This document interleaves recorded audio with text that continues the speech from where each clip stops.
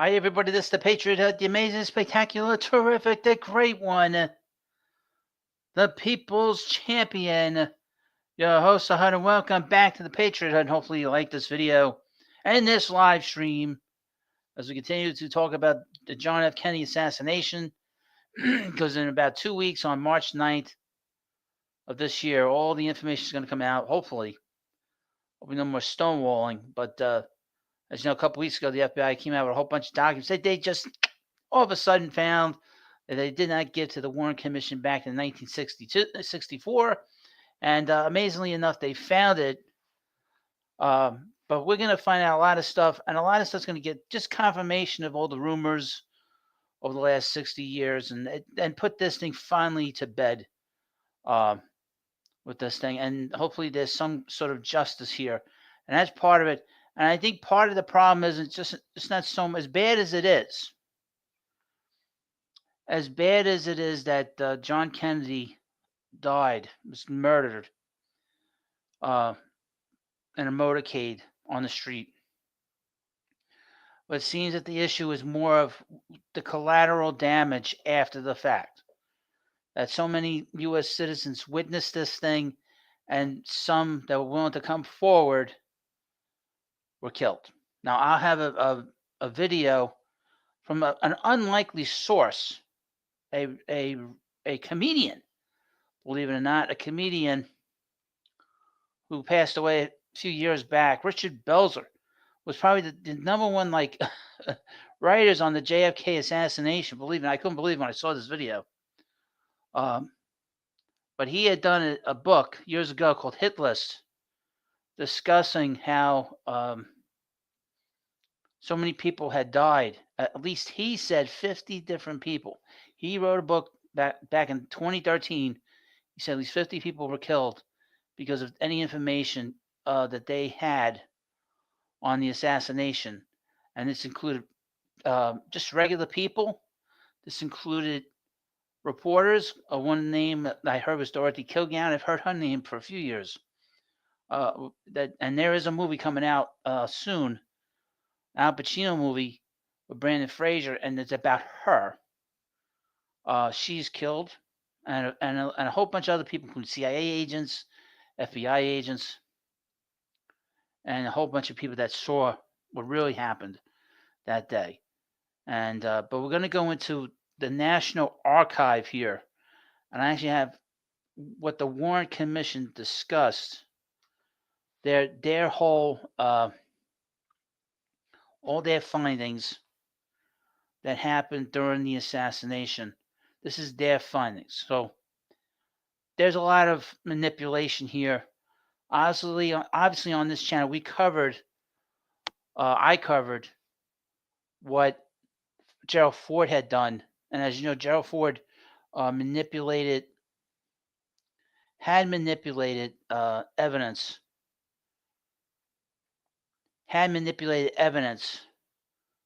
When they were doing the report. One of the things that was done was that he placed the mark through the president's neck, but it was not in his neck, it was in his shoulder, which was one of the bullet holes through the body, one of the first bullets in the body of the president.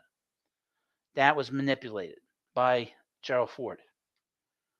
And we do know, just based off of the reports, based off of the things that I've been covering here, George H.W. Bush, the 41st President of the United States, or the 41st President of the United States, I'll get it right,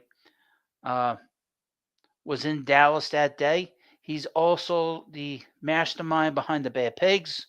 He organized the Cubans. In fact, the Bay of Pigs operational name was called Operation Zapata, which was also the name of his oil company. Not very transparent and not very smart. But I also have more stuff about George Bush, which will be in a regular video for you. Quite disturbing. And of course, the mastermind, it seems, behind all this was Lyndon Baines Johnson, the predecessor to and the vice president to the President Kennedy. But this is from the National Archives. We try to do as much as I can. Here's a lot of stuff to go through. I think at this point with this, we'll just go through a president. I don't know how long it's going to be. We'll see how far. And obviously, there are other things going to come out on March 9th. Stuff with Robert F. Kennedy Sr., who was killed in California in 1968, June of 1968, I believe. According to his son, he was not killed in the front of his body where Sirhan. Sirhan had the gun, but that he was shot in the back of the head at point blank range from the back. Also, we're going to find out what happened with Martin Luther King. I believe 100%, and I've always felt that was a conspiracy. Because James Earl Ray, the supposed assassin, got out of the country, went to Canada, and then went to London, and he had no money on him. He was a derelict. How did he get out of the country? And we're going to find out what happened to him. And we're going to find out about a lot of stuff. The Epstein file is going to come out. I will cover that. I'm going to cover all this stuff. And there's so much. Hopefully I can get it all in by the end of this month, the end of March. And we'll cover the UAPs, cover what happened on 9/11. And here we go. So here we have the National Archives. So you can look this up yourselves, if you want. You don't need me to look up this stuff, but JFK Assassination records. First, we had the findings in the assassination of President Kennedy, the findings in the assassination of Reverend King, and the recommendation of the Select Committee on Assassination. So this is at least 50 years, and I'll have more stuff to give you. But this is basically what the Warren Commission came across. And this is obviously, now we're going to get close to the truth. We are less than 2 weeks away, believe it or not, of this horrible situation that happened 60 years ago. We're finally on the verge of completely finding out what happened here and who was there, who were the players. Well, actually, excuse me. This is from 1979. So this is the Select Committee on Assassinations. So this kind of refuted some of the stuff that the Warren Commission had said. But some of this is jaded from what I understand as well. They didn't get it right either. But this is based on what their own information was. Findings of the Select Committee on Assassinations and the assassination of President John F. Kennedy in Dallas, Texas, November 22nd, 1963. So this is all based off of the late 70s committee. But obviously, they didn't have a lot of information. One thing that was informed towards us 4 or 5 years ago was that Lee Harvey Oswald had a 1099 tax form from the FBI. So that's important to remember too. Okay, findings on the Select Committee on Assassinations and assassination President John F. Kennedy, Dallas, Texas, November 22nd, 1963. Lee Harvey Oswald fired 3 shots at President John F. Kennedy. The second and third shots he fired struck the president. The third shot he fired killed the president. President Kennedy was struck by 2 rifle shots fired from behind him. 1. 2. The shots that struck President Kennedy from behind were fired from the 6th floor window of the southeast corner of the Texas School Book Depository building.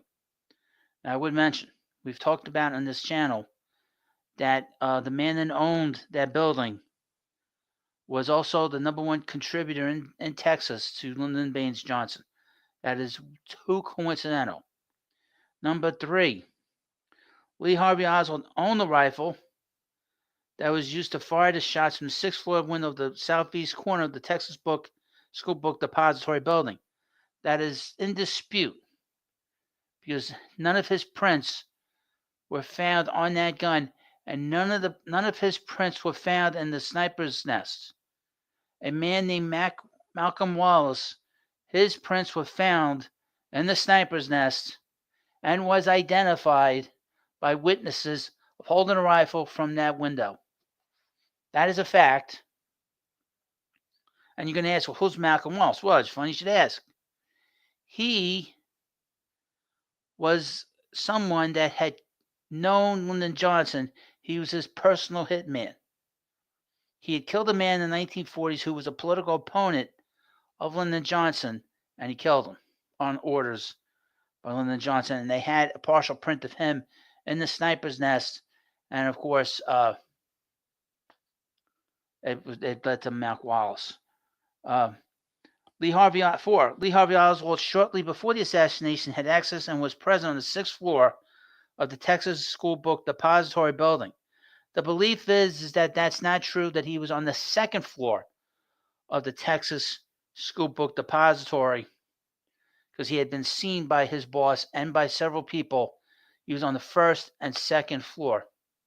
The belief is there was no way he could have gotten down that quickly, 6 floors, and then be calmly seen drinking a Coke on one of the floors. Number 5, Lee Harvey Oswald's other actions tend to support the conclusion that he assassinated President Kennedy. Well, I don't know about that one.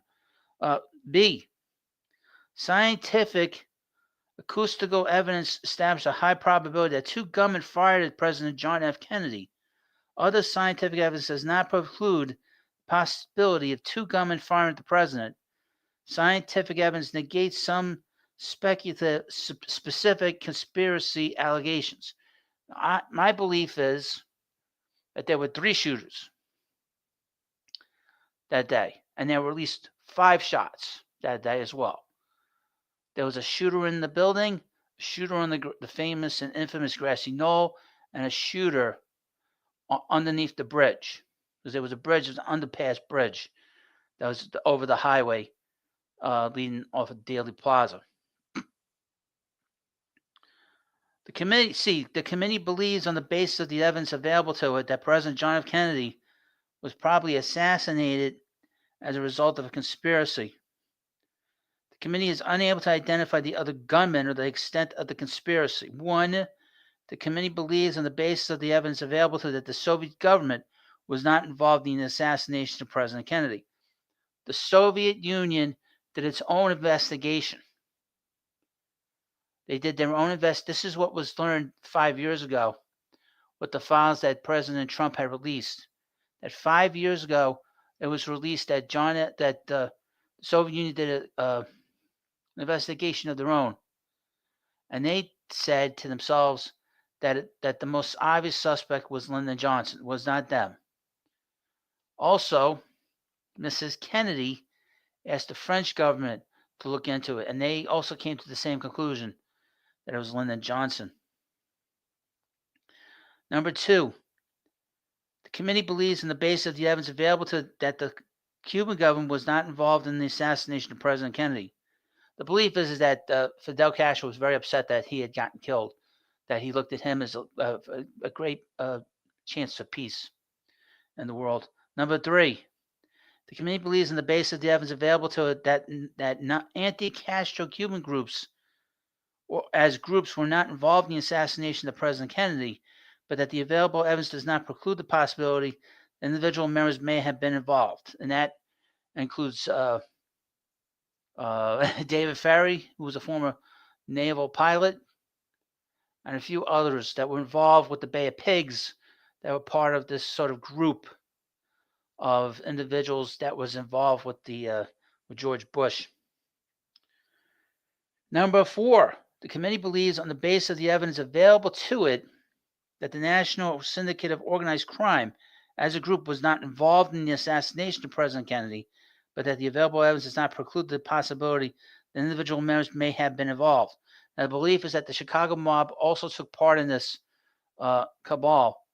The reason you use all these different sources is that no one knows who's doing what. It's all compartmentalized. That's the brilliance of it and the evil of it. So no one takes personal responsibility. The belief is that there was a man that was brought in from Italy through the Chicago mob. He was flown in that day. He was the one on the grassy knoll, shot the president, left, and basically went back to Italy that same day.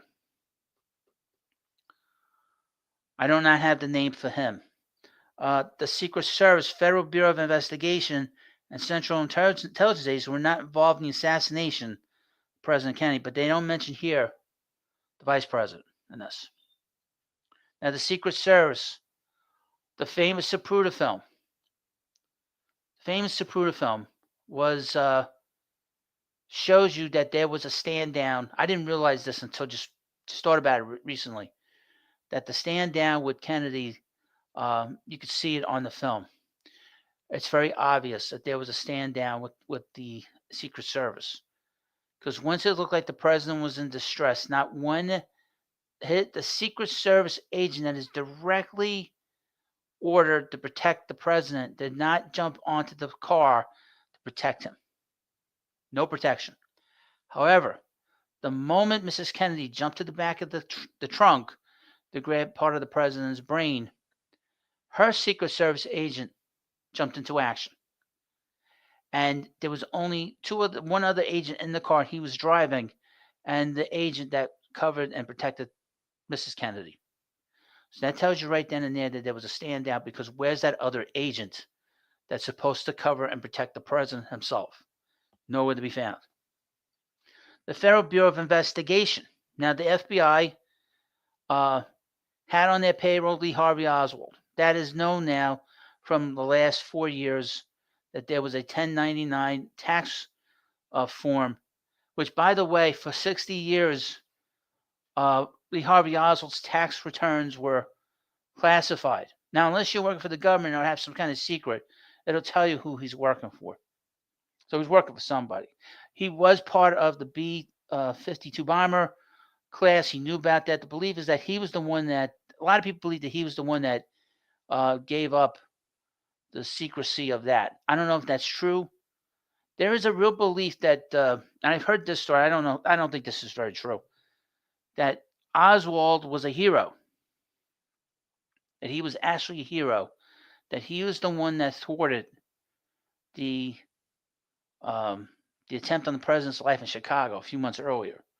That he was the one that had protected the president. And that's why he was there.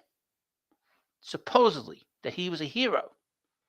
That now he did say when they caught him and he talked to the media that he was a patsy. Okay. So who knows? I don't know about that part. That possibly he was working with Robert Kennedy and he was protecting the president. I don't know. The CIA. Well, the CIA is all over Dealey Plaza. And the Zapruder film shows several people. And, of course, there were at least 4 members of the Watergate break-in that were there, including Felix Rodriguez and a few others. And I will dig into the CIA very soon and their role in assassinations. I had done a video the other day talking about Gerald Ford, how his chief of staff, Dick Cheney, interfered with the investigation of what was going on with the CIA. And one of the things they did was cover up the tactics of the assassinations that the CIA is always involved with and infamous for. So there's a lot of dirty people, a lot of dirty players in this. It's pretty bad. Agencies and departments of the U.S. government performed with varying degrees of competency in the fulfillment of their duties. President John F. Kennedy did not receive adequate protection. Well, that's true. They had him driving to Dealey Plaza with all these high buildings and no protection in the buildings. A thorough and reliable investigation of the responsibilities of Lee Harvey Oswald to the assassination of John F. Kennedy was conducted. The investigation into the possibility of conspiracy in the assassination was inadequate. The conclusion of the investigators were arrived at in good faith, presented in a fashion that was not too definitive. One, that the Secret Service was deficient in the performance of its duties. That's true.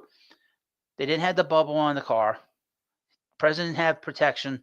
He didn't have his personal protector with him, the Secret Service. There was no protection in the buildings, making sure people coming in and out, they didn't have weapons on them, going through these high buildings. They didn't do that.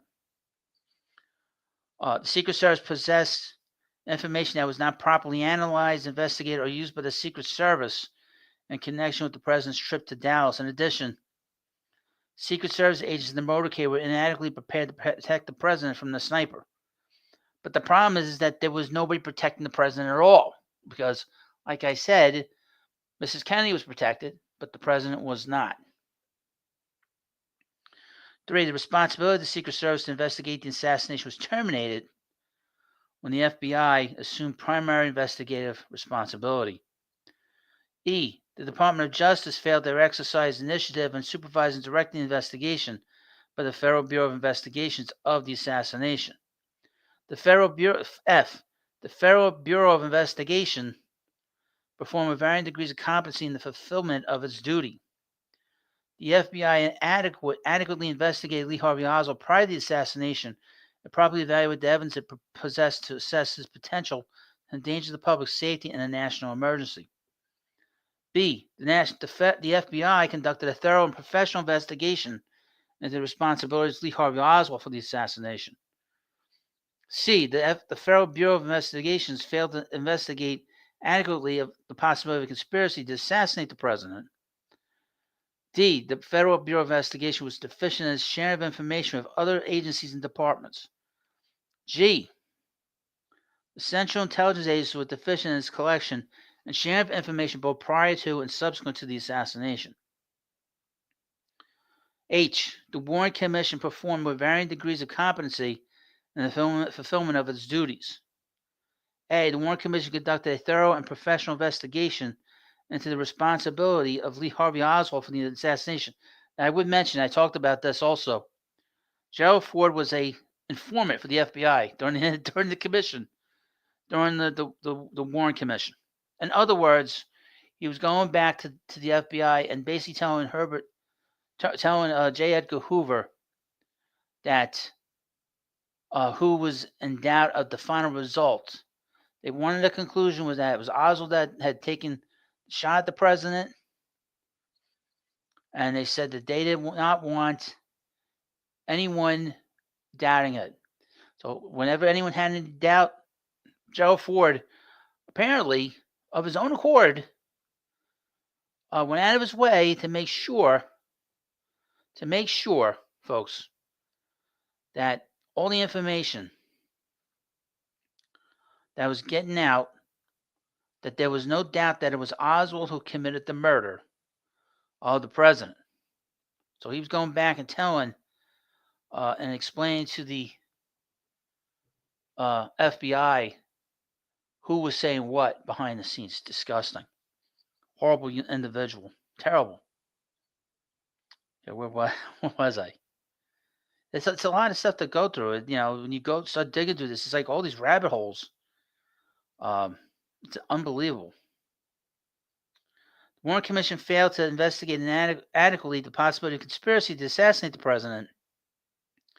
The deficiency was attributed in part to the failure of the commission to receive all the relevant information that was in the possession of other agencies and departments of the government. Now, obviously, we learned the FBI had information that they did not give to the commission, but the commission had already come up with their conclusion before they even started. Remember who set up the commission? It was Lyndon Johnson. Now, if it's true that Lyndon Johnson was behind the assassination, he's going to rig it. It's going to be rigged from the very beginning. The Warren Commission arrived at its conclusions based on the evidence available to in good faith. Bullshit. It was all in bad faith. The Warren Commission presented the conclusion in its report in a fashion that was too definitive. Well, if you are not doing it in good faith, then everything else doesn't mean anything. Doesn't mean anything. You just okay. Here's part. Now this is something new for us. This is about Dr. King, if you would. Dr. King, which is not a lot of stuff I know a lot about. So we're going to learn a lot, and I'll learn a lot with you here. Findings of the Select Committee on Assassinations and the assassination of Dr. Martin Luther King Jr. in Memphis, Tennessee, April 4, 1968. James Earl Ray fired one shot at Dr. Martin Luther King Jr. The shot killed Dr. King. Dr. King was killed by one rifle shot fired from in front of him. The shot that killed him was fired from the bathroom window at the rear of a rooming house, 422 1/2 South Main Street, Memphis, Tennessee. James Earl Ray purchased a rifle that was used to shoot Dr. King and transported it from Birmingham, Alabama to Memphis, Tennessee, where he rented a room at 422 1/2 South Main Street, and moments after the assassination, he dropped in near 424 South Main Street. It is highly probable that James Earl Ray stalked Dr. King for a period immediately preceding the assassination. James Earl Ray fled the scene of the crime immediately after the assassination. James Earl Ray's alibi for the time of the assassination, his story of Raoul, and other allegedly exculpatory evidence are not worthy of belief. Now that means that there was another person involved, which I think a lot of reasonable people believe that there were others involved in this. James Earl Ray, knowingly intelligent, voluntarily pleaded guilty to the first-degree murder of Dr. King. B. The committee believes, on the basis of the circumstantial evidence available to it, that there is a likelihood that James Earl Ray assassinated Dr. Martin Luther King as a result of a conspiracy. The committee believed, on the basis of the evidence available to it, that no private organization or individuals other than those discussed under Section B were involved in the assassination of Dr. King. Well, this doesn't make any sense. If there was a conspiracy, then other individuals or organizations were involved. No federal, state, or local government agency was involved in the assassination of Dr. King. The Department of Justice and the Federal Bureau of Investigation perform varying degrees of competency and legality in the fulfillment of their duties. Now, again, I don't know. This is the one assassination I don't know a lot about when it comes to Dr. King. So this is something a little bit different for me, because I can't tell you with certainty I know exactly what's going on with this. The Department of Justice failed to supervise adequately the Domestic Intelligence Division of the Federal Bureau of Investigation. In addition, the Federal Bureau of Investigation and Domestic Intelligence Division, Interpol, campaign against Dr. King grossly abused and exceeds legal authority and failed to consider the possibility that actions threatening bodily harm to Dr. King might be encouraged by the program. The Department of Justice and Federal Bureau of Investigations performed a thorough investigation and responsibility of James Earl Ray for the assassination of Dr. King and conducted a thorough fugitive investigation, but failed to investigate adequately the possibility of the conspiracy in the assassination. The Federal Bureau of Investigation manifested a lack of concern for constitutional rights in the manner in which it conducted parts of the investigation. Now, like I said, we're not going to read what they're going to recommend. It doesn't matter, at this point, because this will long pass. But with the situation with President Kennedy, which is different from Dr. King. Dr. King, here's the thing about Dr. King: nobody saw it. There wasn't a big see what the CIA and all these different conspirators learned is don't do it on camera. Don't make sure there's nobody to see it. That's what they learned about the whole thing with Kennedy. There was so many witnesses that they couldn't manipulate. They couldn't buy him off. Okay, they couldn't buy him off. They couldn't tell him that not to reveal anything. And it's the same thing with RFK. It's a confined space. There wasn't a lot of people in there. A lot of CIA, a lot of Secret Service people in there. Kitchen staff, the LAPD, people you can manipulate. With Dr. King, he shot outside of his hotel room. And nobody saw it. There's no cameras. He's just leaving his hotel room. They were down in Memphis. I guess he was going to do a speech, and he was killed. The belief is, from what I've heard from experts, the reason he was killed supposedly was, again, by Lyndon Johnson. Also, in my belief, I thought the Ku Klux Klan was involved with this, which obviously, was an arm of the Democrat Party. And that says a lot. So the belief is that he was going to endorse Robert Kennedy for president. Kennedy was running for president, and he had just basically said that he was going to endorse Kennedy. That got out, and they set in motion Lyndon Johnson set in motion. You couldn't have these two be working alongside each other. Now, the belief is after the assassination of King, the belief was that Robert Kennedy was asked at a rally, "Are you going to investigate your brother's murder?" He said, yes, he was, if he got elected. And he would have gotten elected. Richard Nixon would have lost to Robert Kennedy, just due to the fact that it would have been like a completion of the whole lineage. But obviously, John Kennedy and his brother was going to be disrupted because Lyndon Johnson could not have that, because it would have, all the fingers would have pointed back to him, and they couldn't let that happen. Plus, it led to the deep state and led to the globalists wanting to get rid of Kennedy, and a lot of stuff was going on. Kennedy had made a lot of enemies. The CIA hated him. Lyndon Johnson hated him. The Chicago mob hated him. The Federal Reserve hated him. The belief was that he was going to abolish the Federal Reserve. He had bills printed up that had the Federal Reserve taken off the dollar bill, off of these bills, and was going to put the Treasury back in charge of the monetary system in this country. So he had made a ton of enemies. He made a ton of enemies in his 2.5 years in office. Now, like I said about Dr. King, I don't know much about Dr. King, about his assassination. I know very little about Robert Kennedy, other than that it was in a confined space, and in a lot of ways it was a shooting gallery. There was a lot of shots taking place. A lot of people got shot, but it was only Kennedy that was killed during that assassination. But nobody saw it. Wasn't on camera. It's a big difference when you see it and you don't see it. With Kennedy, people saw it in the middle of the daytime. Now, to go back to Kennedy a little bit. So on March 9th, we're going to find out what happened. That's the big day. So all this information on the Kennedy brothers, on Dr. King, is all going to be put out there, and hope that God puts this to rest. I think it will finally. Now, President Trump had said a few years ago that it is worse than you can imagine. Which, just digging through this, it is worse than you can imagine.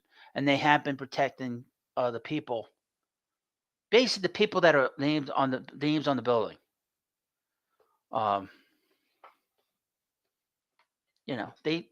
Tucker Carlson had said, that this was everything we were taught about this whole thing was a lie. It's all a lie. So I've sort of picked up on certain things. Just imagine that Oswald was a hero. He was there to protect the president, and he didn't think nothing of it. Was just having his lunch, or he was just a patsy, like he said. But I believe, there were at least three. In my view, at least three shooters that were there, including Mac Wallace, someone from the Chicago Mafia, and of course, this whole thing. There was probably a third shooter. Now here's the thing. Also, this will also open up a lot of stuff to Jack Ruby, because Jack Ruby was a political operative for Lyndon Johnson. And he had done work for Richard Nixon, who, by the way, Richard Nixon was there the night before. When it came to the assassination. Amazingly enough, he was there the day before, and but had nothing to do with the assassination, apparently, which is probably a good thing. And that's a good thing, And of course, according to Tucker Carlson, the reason that